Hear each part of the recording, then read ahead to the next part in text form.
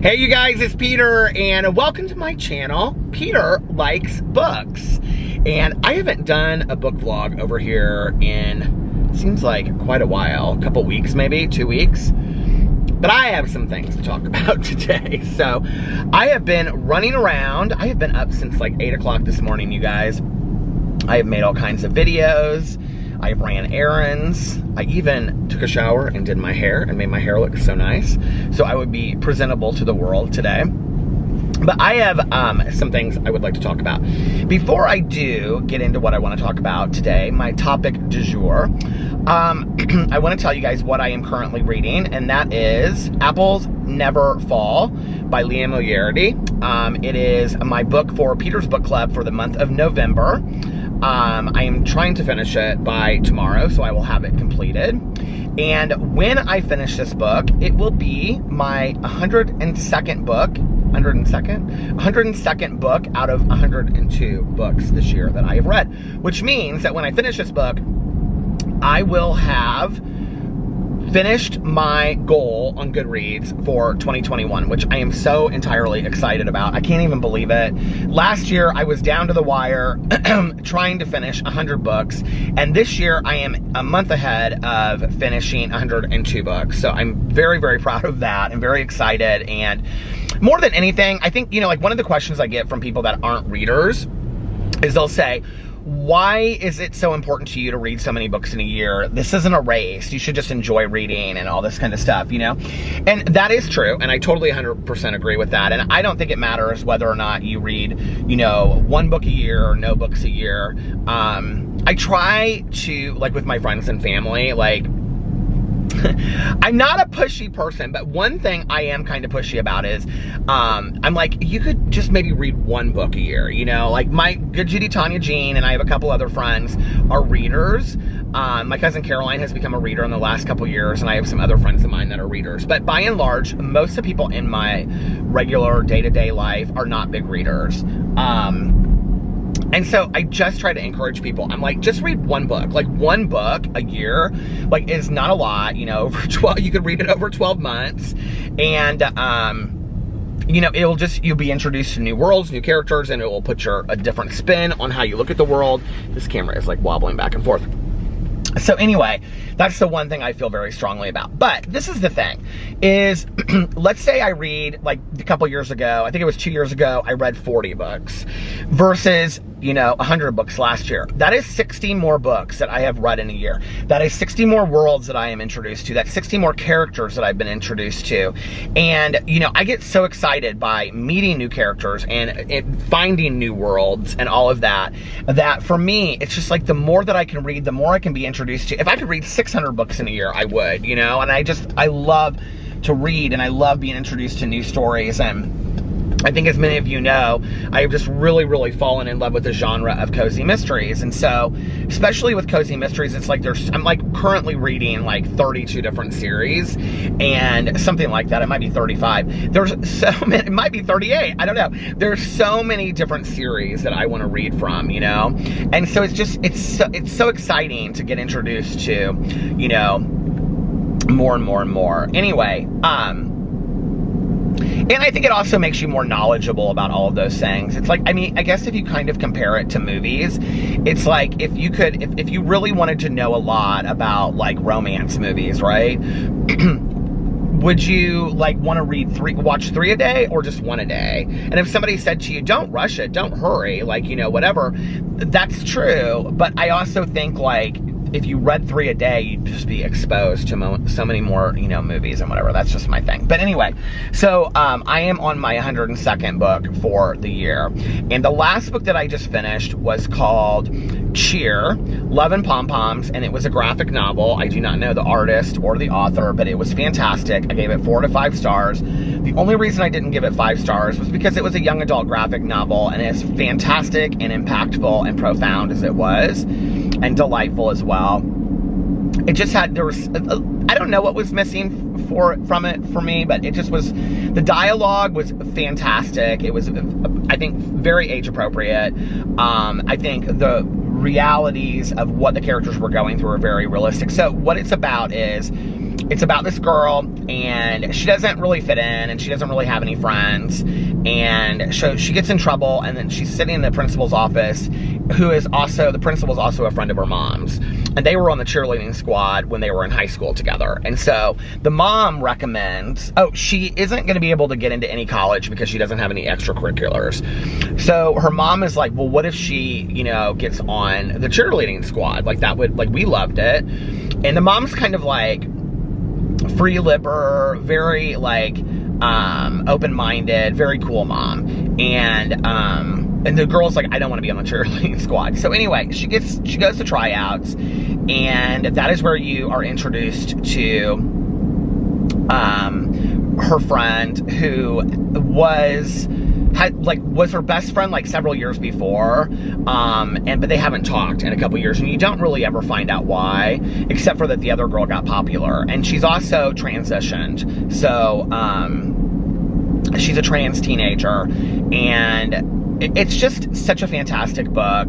It's a lot about how she is treated being on this cheerleading squad, and how they have just been so inviting to her, but also how she's treated in high school.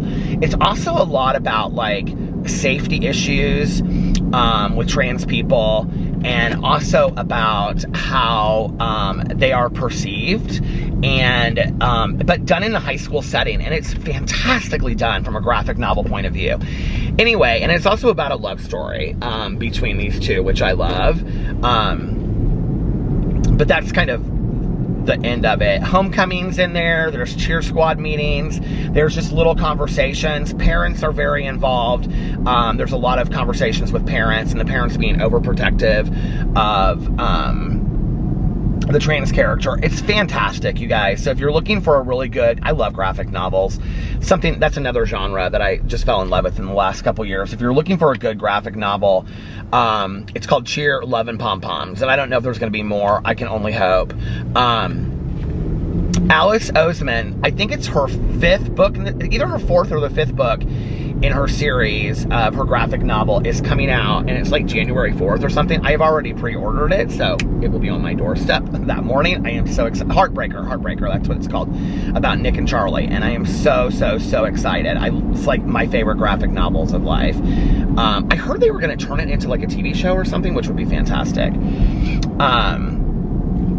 By the way, did you guys know that Aristotle and Dante Discover the Secrets of the Universe is being turned into a movie? That'll be interesting how they turn that into a movie. So I hope they don't ruin it. It's such a beautiful book. Okay, so now I'm reading the Liane Moriarty book.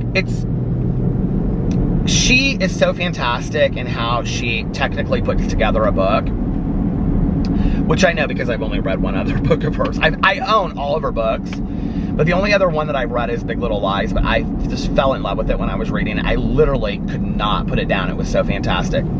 If you are looking for a page turner that you won't be able to put down, and you haven't seen a show, I would highly recommend Big Little Lies. The show is fantastic too, and I haven't seen the 2nd season of it. But anyway, and I'm not even a Nicole Kidman fan, and she was good in it. So, but Liane Moriarty, and I know I'm mispronouncing her name. Somebody commented on a video of mine recently and said she pronounces her name such and such way, which is interesting because the narrator on the book pronounces her name Liane Moriarty. So I was like, oh, okay. But she tells a story from like all of these different angles, and you don't really know it because you're not really aware of it as you're going because you're so into the book. But she's kind of like preparing you for like this final conflict, climax at the end, but you don't even know that it's about to happen. And it's because it's just this kind of like building up and, towards it. And it's just like a little story over here and a little story over here and a little story, and all these stories add up together and become this like fantastic ending. So you know that you're getting prepared for something, but you don't know what it is.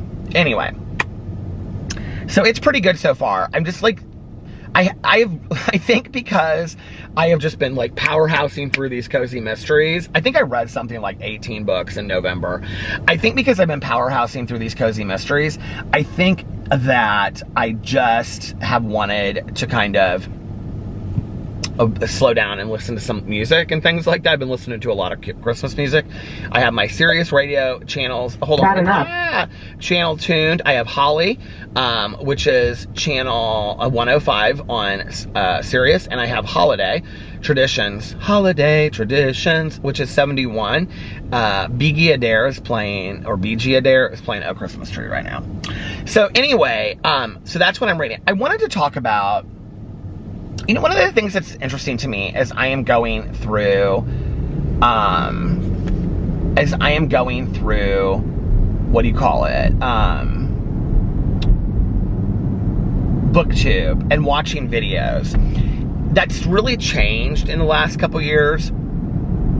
First of all, I think like just the conventional BookTube channel or BookTube videos of like hauls and TBRs and whatever, like those just don't, like people don't really want to watch those anymore, which is sad because I still love those.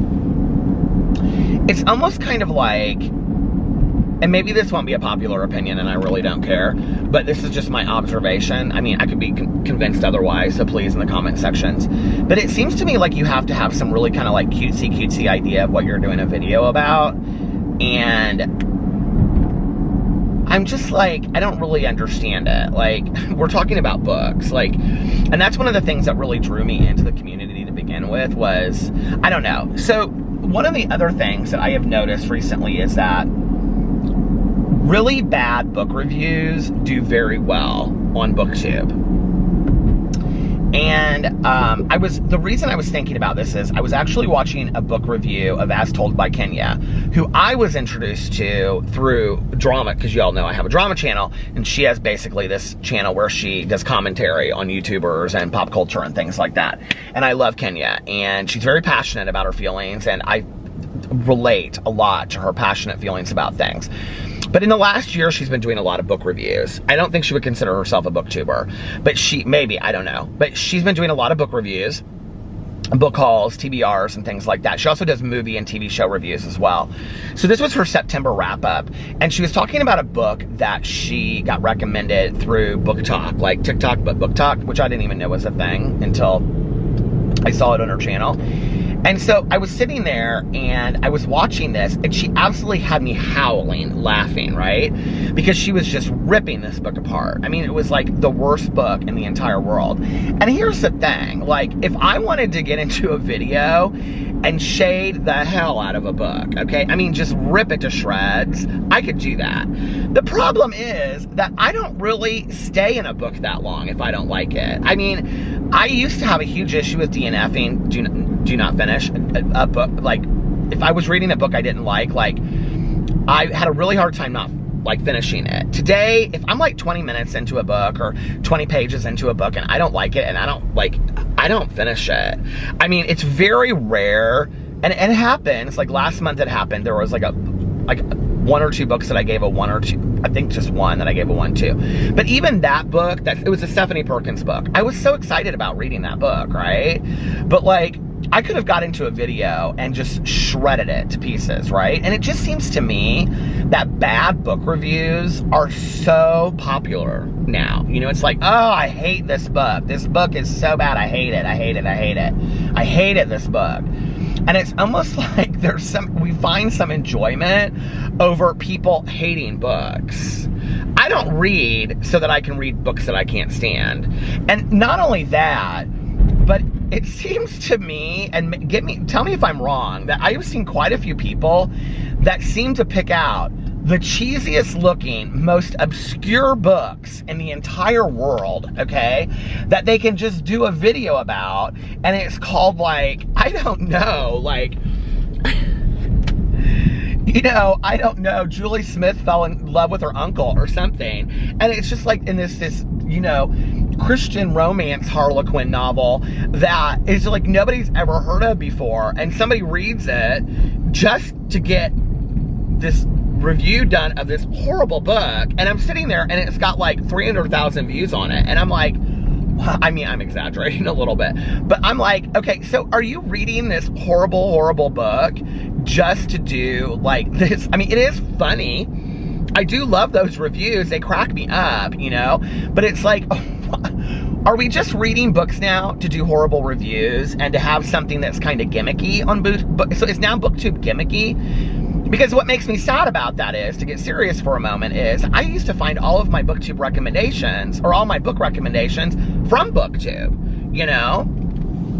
Or it's when I go to BookTube these days, it seems like people are reading really obscure things that, like, I've never heard of before. I'm like, I've never heard of this book before, which is not bad. I mean, that introduces you to new authors and new books that you've never heard of. But sometimes I kind of want to know about what people think about the books that everybody's reading. You know what I mean? Like, I'm like, am I the only one still reading this horrible Stephanie Perkins book? Has everybody else forgotten about her except for the 12-year-olds out there? You know what I mean? Like, I don't know. Like, I miss the hauls. I miss the TBRs, but they're just not popular. People don't love them anymore, you know? I don't know. Have you guys noticed that, though, with bad book reviews? I mean, don't get me wrong. I could watch an As Told by Kenya book review if it's bad like that all day long. I live for it. And I will say, she's, like, super honest. Like, she'll say, like, there are certain things that she likes about the books, but I don't know. Maybe I should, if you can't beat them, join them. Maybe I should pick some horrible, here, you guys put in the comment section below the worst book you have ever read in your entire life, and I will read it, and I will pick one, and I will read it, and I will review it over here. Should I do that? But see, then I feel like, why am I wasting my time reading this horrible, horrible book? You know, I will tell you that I was looking through Christmas books on Audible, or maybe it was like an article, and it was like new Christmas romances that came out or something. And there was this one, and it's this very attractive guy drinking a cup of hot chocolate with a ski hat on. And it's some gay romance Christmas novel where they get stuck in a blizzard or something. And I was like, I'm getting this book. And I was like, oh, this looks so good. And it's called something like, I don't know, 'Twas His Night Before Christmas, or I don't know. It's just, it's bad. It's bad, you know, and I'm like, it's bad 80s. I don't know. I don't even want to say it. It's like bad porn from the 80s covers. Do you know what I mean? It's like that. And I was like, oh, I'm getting this book. And trust, I will be doing a review on that Christmas novel. But anyway, what do you guys think about it? I don't know. I do see a lot of old booktubers that I watched for, you know, years, that they're like changing their channels and they're not really doing like such book focused content, which I think just totally makes sense. I mean, I just start a new channel, you know, I just be like, okay, let's start another channel. But they have like turned it over and done other things, which I kind of live for that. You know, I love reinvention in any form. So anyway, I'm going to turn around now and go home and get some other stuff done today and let the dogs out. So I hope that you guys are having a magically amazing day. Let me know what you think about this in the comment section below. I love you guys, and I'll see you in my next video. Bye.